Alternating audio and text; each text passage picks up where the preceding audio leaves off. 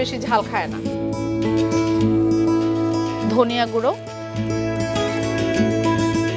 একটু জিরের গুঁড়ো দেন 1 চামচ, গরম মশলা গুঁড়ো দিচ্ছি,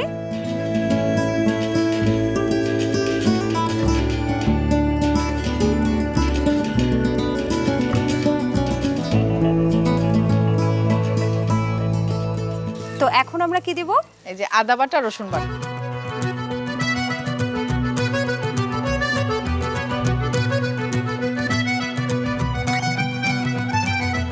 তো আমি তো শুনেছি যে সাতকরা দিয়ে গরু মাংস রান্না করতে হলে অনেকেই বলে যে এটা হচ্ছে কি আপনাদের ভাষায় তিতা হয়ে যায় না? হ্যাঁ, তিতা তিতা হয়ে যায়।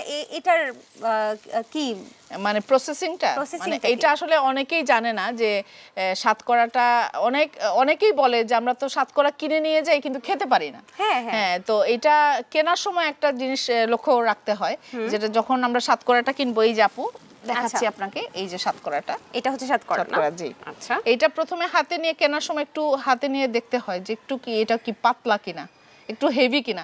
হেভি যেটা হবে সেটা কিন্তু তেতো হবে, আচ্ছা, আর যেটা একটু পাতলা মনে হবে সেটা কিন্তু তেতো হবে না। আচ্ছা, এখন আমরা মাখাচ্ছি। এই মাখানোটা আমরা কতক্ষণ করব?